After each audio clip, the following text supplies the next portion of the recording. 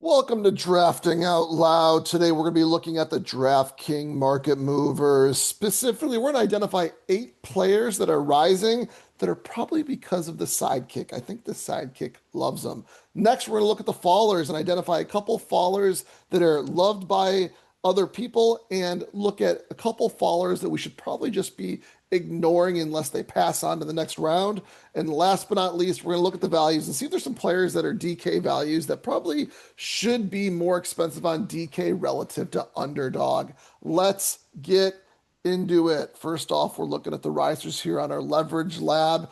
And the first riser loved by the sidekick is Byshell Tootin.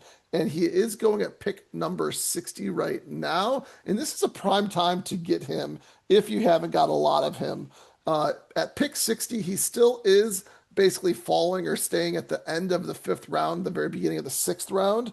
And so this is your time to get him while you still can before he's solidly into the 5th round. I think the sidekick loves him because he does have a chance to be the pass catcher. He does have an explosive profile where there is a world where he takes the role by storm and doesn't give it up, and he becomes one of the best backs in the league from a fantasy perspective on a high-powered Liam Cohen offense. Not saying all those things are going to happen, but I think that's the narrative for that one. The next one that the sidekick loves is Greg Dulcich here. He is going to pick 190, so he's later in the draft. So you could used to be able to get him for free at like last round, second to last round. Now he's going at pick 190, which is essentially in the 16th round is where that's at. Much more expensive than before. I think the narrative for that one is that he does have a profile that's valuable as a pass catcher, and there's not much going on in Miami for pass catching. So if you want a player that is most likely to score points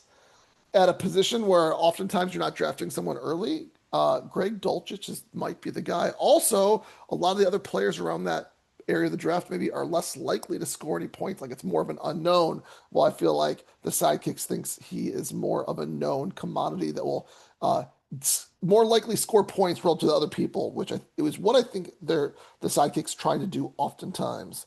Next up, we have Rashad White. And this one, I don't know if it's more of a sidekick thing or a Jacob Sanderson thing, but he's super high on Rashad White. He's, a well-known fantasy name.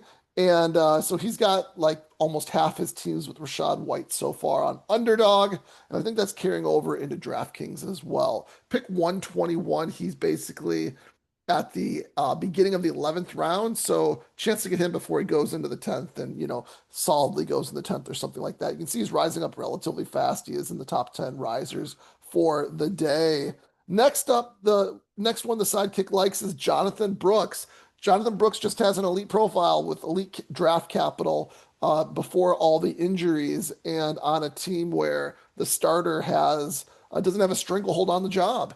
And so he's been rising up a ton. You can see if you're looking at who's risen up the most in the last 30 days, it's Jonathan Brooks.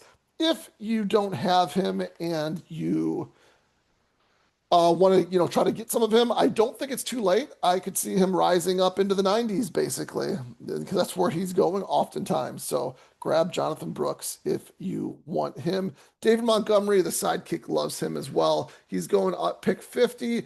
Is he going to end up going into the 4th round consistently? I feel like that's kind of crazy, but it looks like it might happen. So do what you want with that one. Get him in the 5th round before he ends up in the 6th round, I guess. Cam Scatabo is the next one.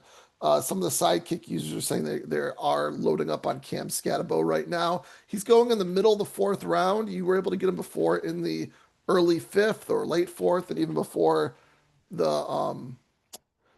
even before the NFL draft, he was going later than that. So there's been some buzz in that he just seems like he's going to be healthy because he's doing backflips and such. So someone that you might want to grab now because I don't think his price is going to get cheaper unless you hear some really negative news. We have one more player left to round out our 8 players that are rising, probably because of the sidekick and the people that are streaming with it. Last one here is Aaron Jones going now pick 118. He's going at the end of the 10th round. Solid riser, 6 picks in the last 30 days. and just rising consistently, basically. He was going in the 130s and even way later than that at one point in time, pre-NFL draft, and he's just been consistently rising. He didn't start off rising at the very beginning of post-NFL best ball. And so I was kind of lost hope in it, but he's kind of seen this consistent rise now at this point in time. And your chance to get him really cheap is kind of gone.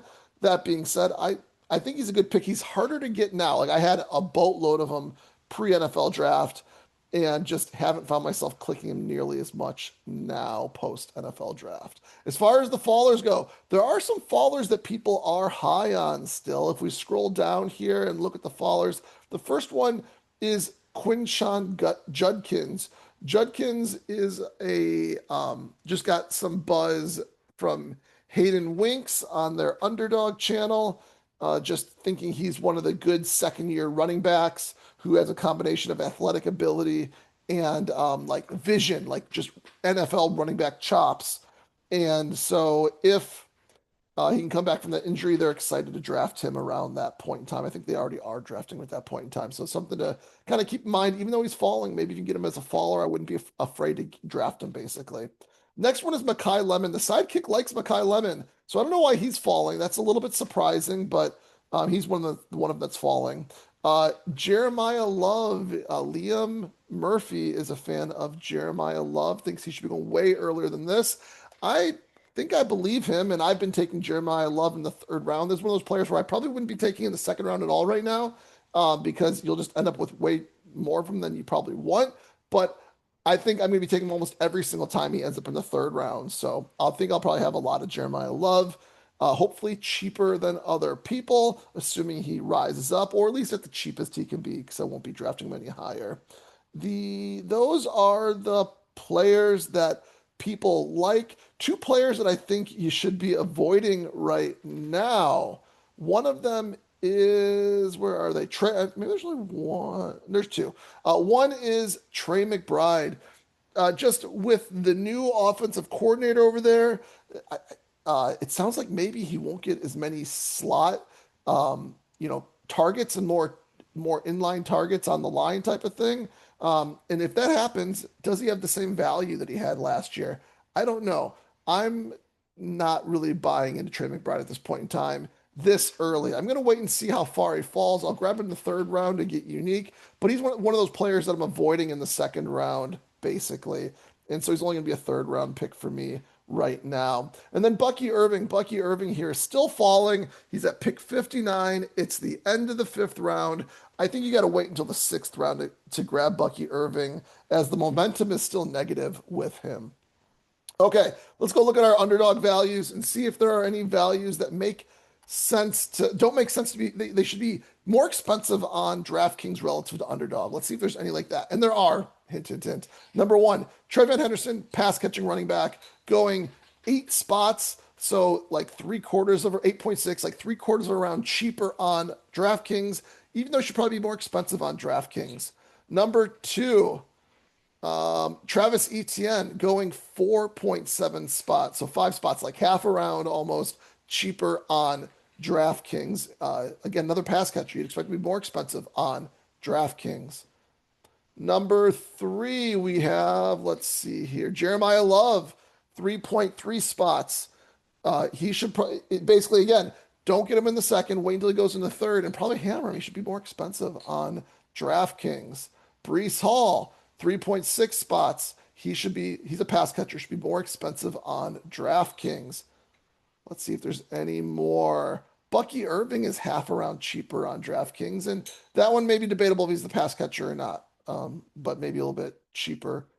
Probably should maybe be a little more expensive on DraftKings. And last but not least, and I think this is the most important one because he's a little further down the board, one that maybe you can take more advantage of, is Josh Downs. Josh Downs is almost a whole round cheaper, even though the theory on why he is exciting this year is he might get peppered with targets and have a larger share of the routes as well, because he might be playing in 2 wide receiver sets. If that happens, maybe he's a good value here. Probably someone you want to be targeting here on DraftKings, where it's full PPR. So there you go. Be aware of the sidekick players that are rising up the board. Be aware of some players that might be exciting based on other people's values of them. and know who is a good value on DraftKings relative to underdog. I'm ready to get drafted, and I hope you are as well. See you on the next one. Peace.